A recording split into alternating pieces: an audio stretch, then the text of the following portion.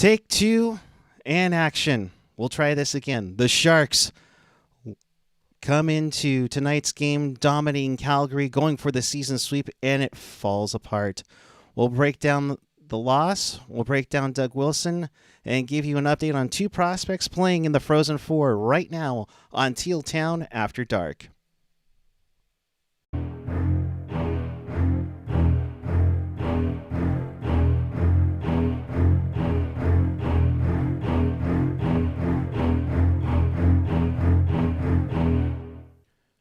Good evening, everyone. Welcome to Teal Town After Dark. This is your live interactive Sharks postgame. We do this after every game. So if you want to be part of the show, here's how you do it. Chat with us and fellow Sharks fans on the page or the app. Of course, follow us on the social, Twitter, Instagram, Facebook, YouTube, SoundCloud, Reddit, Discord, and find everything at tealtownusa.com. And with that, hello, everyone. You're just stuck with me, unfortunately, due to technical difficulties. Thought we took care of him yesterday, and of course, it epically fails on me again. So it is Puck Guy with you. Mark, unfortunately, is not going to be able to join us due to some issues here. So let's get right at it right now. So the Sharks get on the go to the box early on as Shemlevsky takes a slashing call. Calgary, good job for the PKers, withholding them to no power play goals on this night. Don't do anything. However, later in the period, Matthew Tkachuk gets the puck from Timo Meier as he lost handle of it. He skates and beats Reimer. Looks like they're trying to go Reimer high side to make it 1-0 Calgary. The Sharks would get it back, though, later in the period.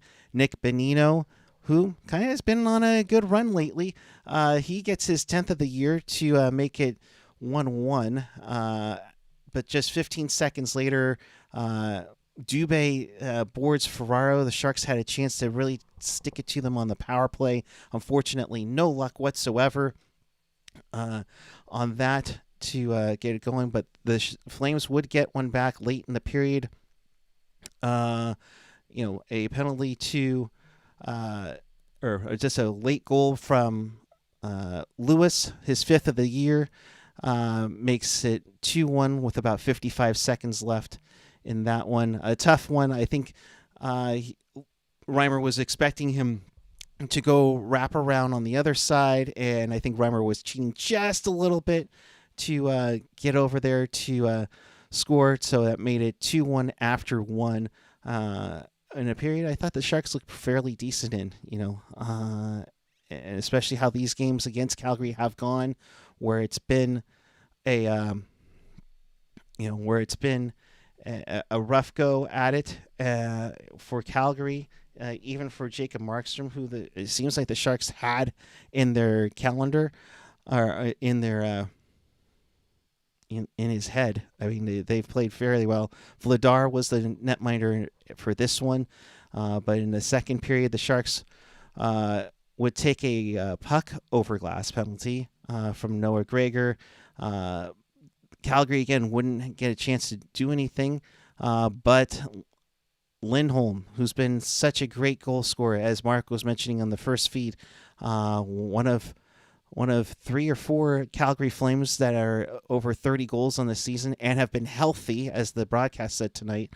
Lindholm would get his 37th from Tkachuk and Goodrow at 13:28 to make that a 3-1 Calgary lead after 40 minutes. Going into the third period, the Sharks would get a couple of breaks. They would take a questionable cross-checking call, or the Sharks would get a power play on a questionable cross-checking call, as Trevor Lewis would cross-check Barabanov. I wasn't really fond of that call, but either way, the Sharks would get a power play, and they would respond as Logan Couture would get the power play goal, his 23rd of the year. I think it went off of his pants or his leg, off of a Meier shot, with the assist that gives Timo Meier 69 points. Nice. Along with Ferraro on the power play, that would make it a 3-2 hockey game. But then the Sharks would unfortunately deal with Reimer leaving to, I'm not sure, some unknown injury. It looked like he was gliding just a little bit to the dressing room, so it could have been that. He's been dealing with some rough stuff throughout the entire game that Brett Hedican was upset about, and but it could be a head, could be a lower body injury. Looking at some of the quotes here, Bugner on Reimer, yeah, I think he's going to be okay. Couture fell on him pretty hard, so they're still assessing him now and figuring out what we're going to do for the road trip. Obviously, leaving tomorrow, I'm hoping it's nothing too serious. So Capo Kakinen would come into the game and play very well with 5 saves in there, with no chance whatsoever to warm up. The Sharks would get another hooking call go their way on another power play, but the Sharks couldn't handle that. Bonino would then take another costly puck over glass penalty that really hurt their chances of getting back into this.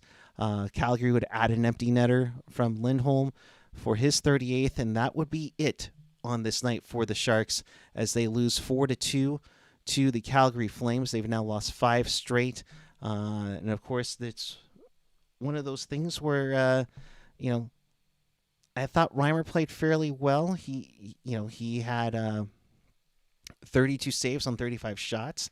Offense was a little rough. The defense was a little iffy there. You hope Reimer is okay, and you hope that things are going to get better for him, especially with the road trip coming up, as the Sharks will get on the road once again. It seems like they've been on the West Coast for a bit, but the Sharks will head to Vancouver, then go to the Midwest with Nashville, Chicago, Dallas, Minnesota for a 5-game road trip. They're pretty much their final long road trip of the year. Of course, they'll make stops in Vegas, Edmonton, and Seattle to finish out the year.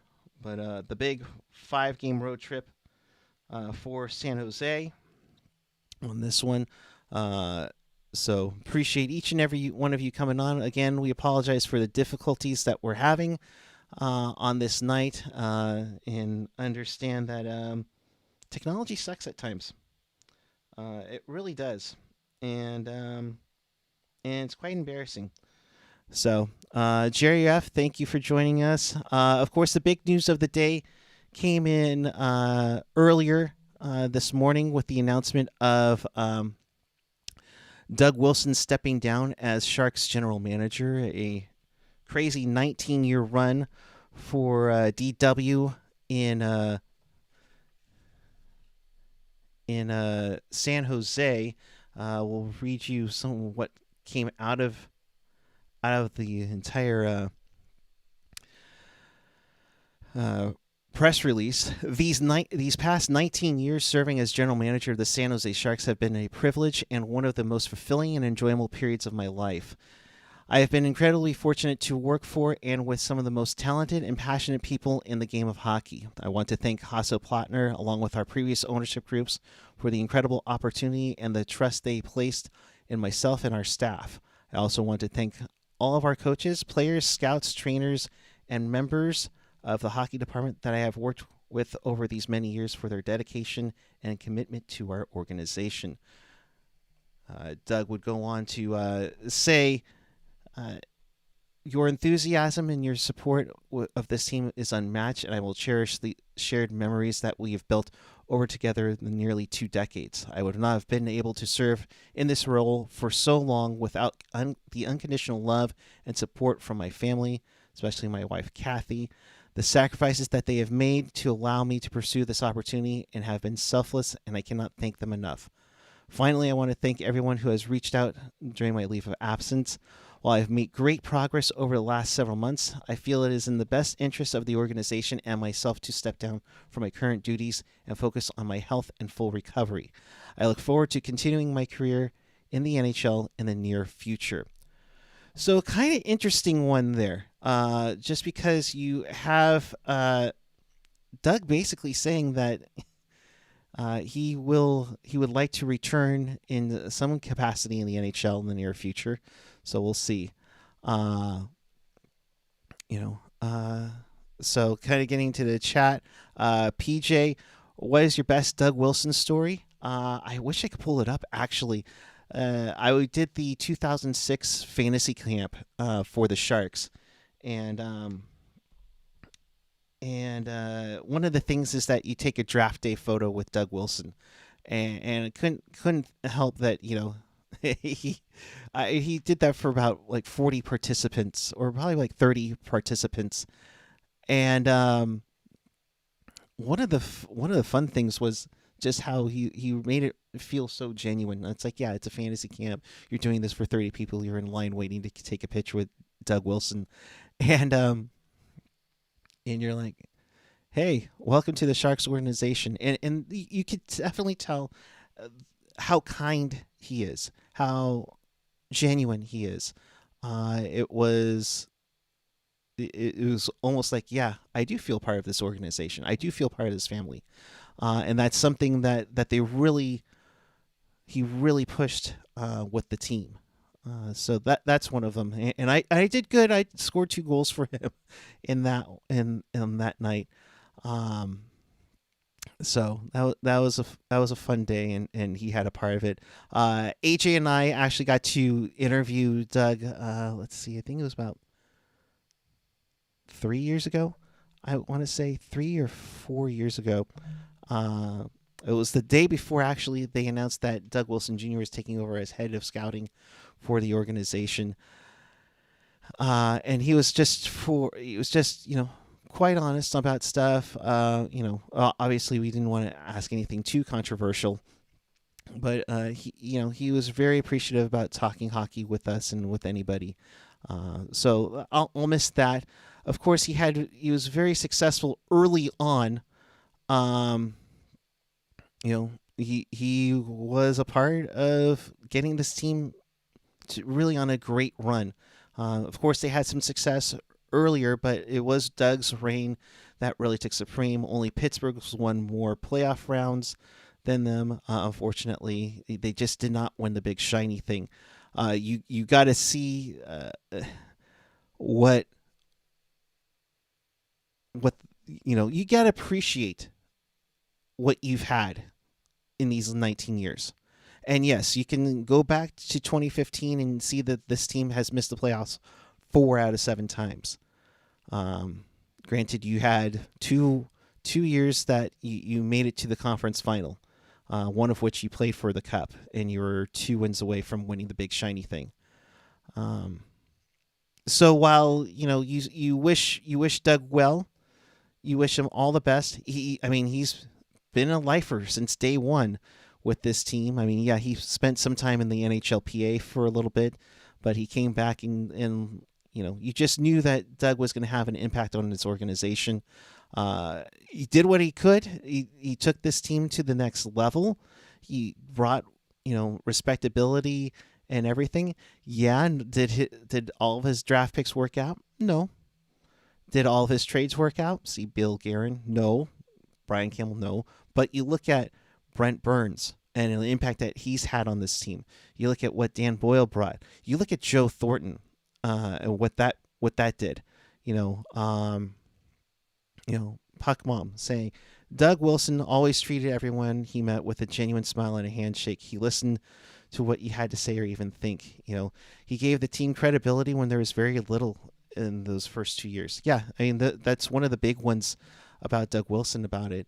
I know there are people celebrating this. I think if we know what is going on with Doug Wilson, and honestly, it's none of our damn business. But I will say, I hope you're okay. We wish you love. We wish you the spirit that you brought to give you a speedy recovery on what you're battling with. And we wish you all the best. And you can't help that he poured his heart into bringing a championship caliber team to San Jose. That being said, this team is on the verge of being eliminated from postseason play for the third straight year for the first time in franchise history. I loved how they're saying that they're going to go externally or mainly externally with this GM search. Joe will be the interim GM. He will have a say in there. You'll throw in, Sharks president Jonathan Becker, and along with Hasso Plattner as to who's going to be the next GM. I mean, there's a lot of candidates out there. I think you look at some of these,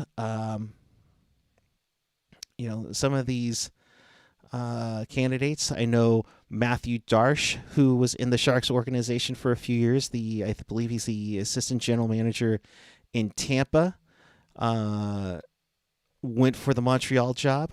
I know Scott Mellenby has been kind of in the running to find a GM job.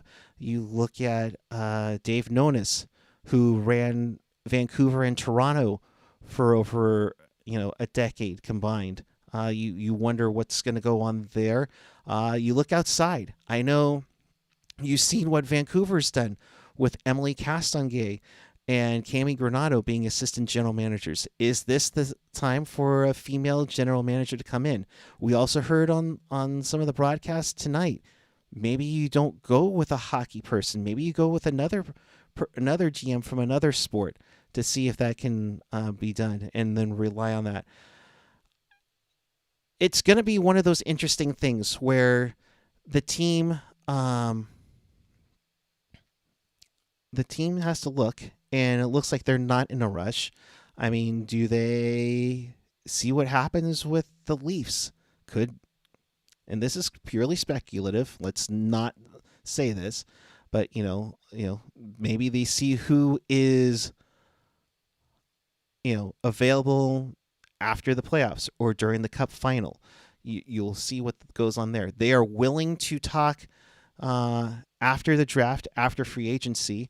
The key thing here is Will and Becker mentioned that they want somebody that wants to win now.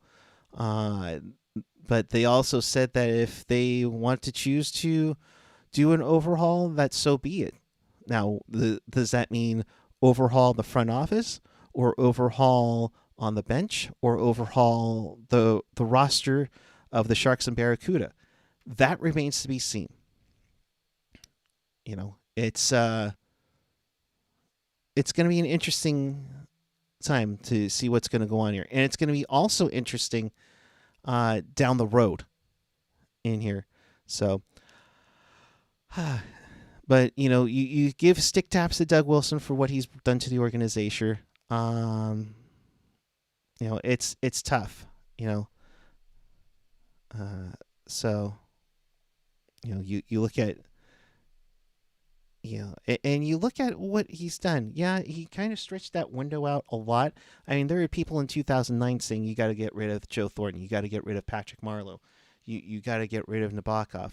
And they found a way, whether it's through trade, whether it was acquiring Danny Heatley, whether it's requiring Dan Boyle, or drafting guys that eventually became pieces like Devin Setaguchi, who had an impact and tried to use the success of their play to get something even better.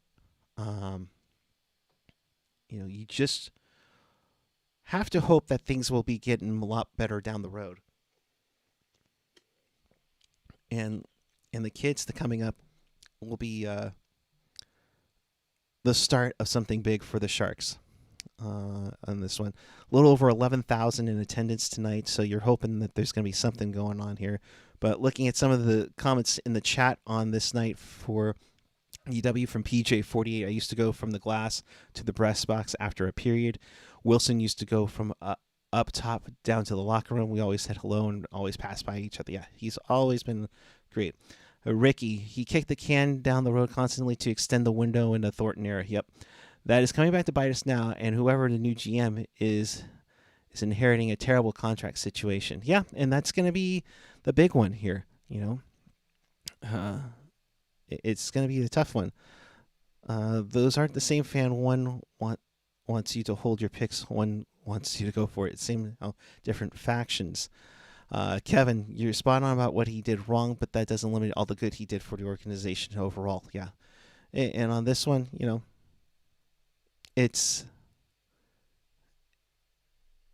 he did what he could to be successful, and did what he could to get this team over the hump.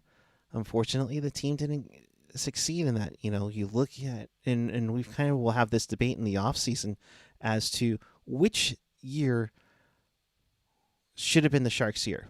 To say 2016, yeah, they actually got there, but I mean, you look at 2006, you look at 2009, you look at 10 and 11.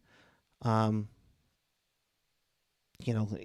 was always a squad there to get it done. 2019. Oh my gosh. So so you wish them all the best.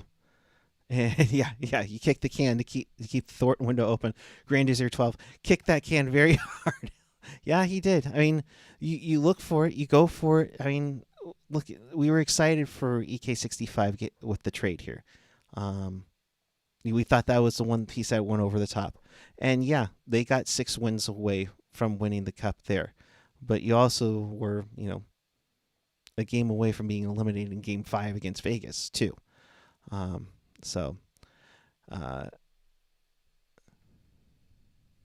Jason B. Doug was an elite level as a GM compared to other teams during that same stretch. Yeah. And he did that, and he did it fairly well in the cap era.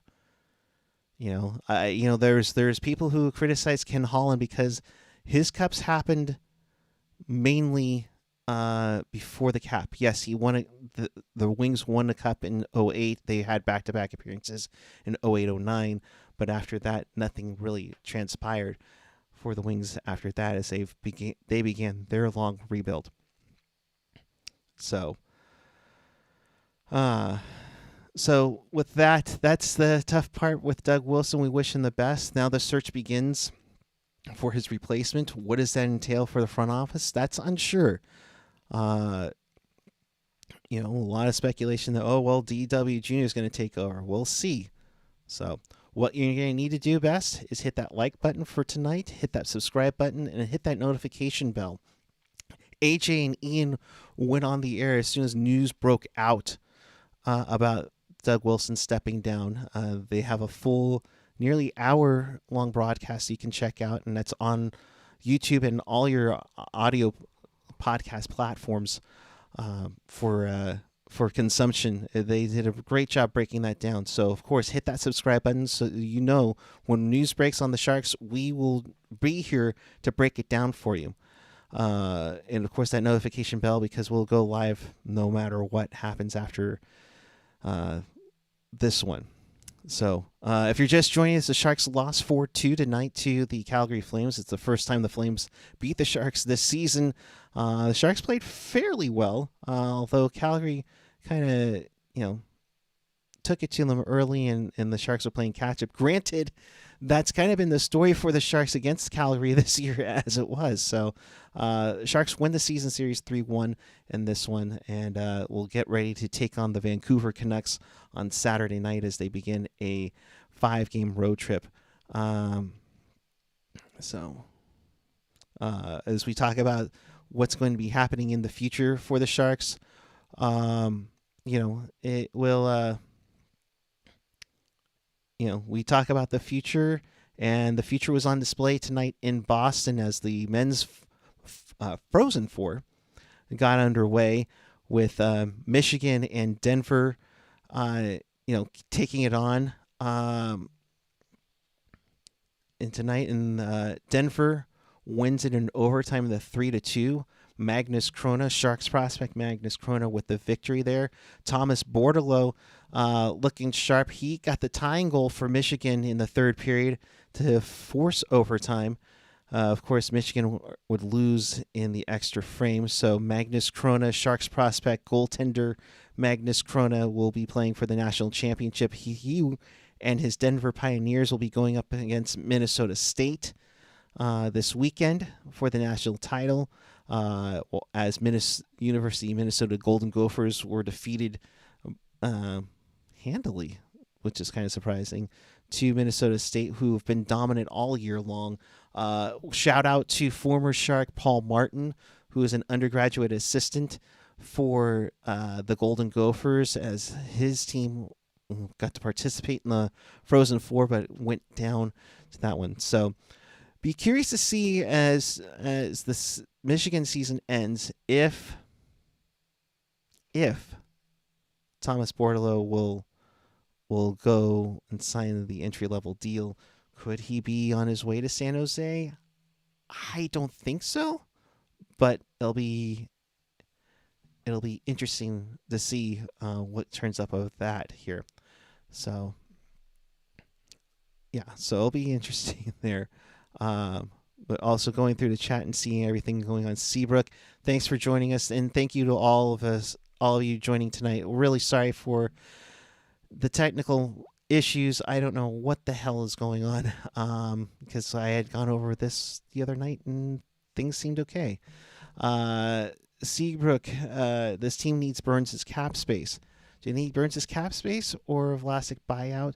One of the which I would think the Sharks are destined to have to deal with. Larry Johnson, are there any cup-winning GMs available? Peter Chiarelli? Do we really want Peter Chiarelli, though? I don't think so. I think that's a tough one again there. PJ48, does Gaudreau or Krona have the higher ceiling? Let's hope one of them does. Obviously, Krona has played fairly well for Denver. I really have liked what Gaudreau has done in Sarnia, but it's always nice to have a nice little goaltending battle to see what it can do. So we'll see how that goes.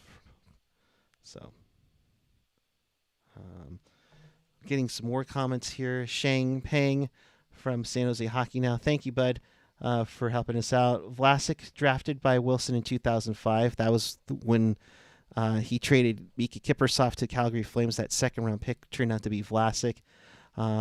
He's been with with DW the longest, and he said the organization, the city, owes him a lot. If you needed anything, his door was always open. He created a family atmosphere for the guys at the rink and for everybody working in the organization.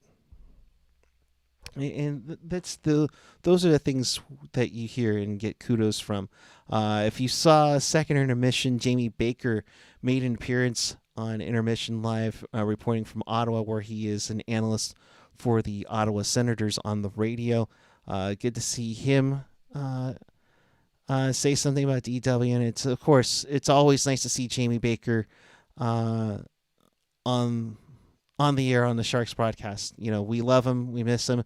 Bakes, I know you watch here and there, so we love you. Radical gratitude to you, my friend, and we hope you're doing well in your gig in the Canadian national capital. So, to recap everything on this edition of Teal Town After Dark, the Sharks lose 4-2 over the Calgary Flames. They will head out on the road as they will hit up Vancouver to start the road trip, and then moving onward to Nashville on next Tuesday on the 14th against Chicago, at Dallas the following Saturday, and then the next day they go only straight up north to take on the Minnesota Wild to finish off that 5-game road trip. And to reiterate the breaking news again, Doug Wilson has stepped down as the general manager of the San Jose Sharks after 19 seasons. The search will begin for most likely someone externally with a new, fresh voice to take this team to the next level. We'll see how that goes. But most importantly, hang with us. We have now a very busy summer as to what will go down with the Sharks and their search for a new general manager. So, Marty T in the chat here. A quick buyout isn't all that important if you plan on a retool. Let the contract ride for you guys that aren't going to move. The same time, there's, Ricky's mentioning that last year's savings on a buyout, we only saved 1.8, and the cap penalty is 1.6 for X number of years. Has too much guaranteed money. It isn't a good buyout at all. It's going to be interesting how this gets approached, and how Joe will be keeping the reins and taking over a team. Well, not necessarily taking over a team. He's been in charge for almost 5 months now. Granted, he's had the guidance with DW as to how they approach the draft and how they approach free agency. It's going to be quite interesting to see how that goes. So, with that, we're going to wrap this up. Again, we apologize for the technical issues with no Mark. Mark Eisenberg, thank you very much, my friend. I mean, kudos to you. It's now 2 a.m. where he's at right now, and he was staying up to watch this game and do the show. Sorry for the technical issues on that.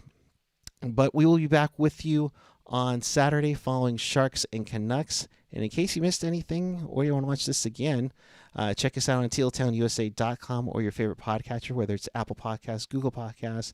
Subscribe to our YouTube channel, SoundCloud, Spotify, TuneIn, iHeartRadio, and again, always available at tealtownusa.com. With that, we will leave you here. We will see you following Sharks and Canucks on Saturday night. And until then, keep it real, keep it teal, keep it real teal. Have a good night, everyone. We will see you on Saturday night.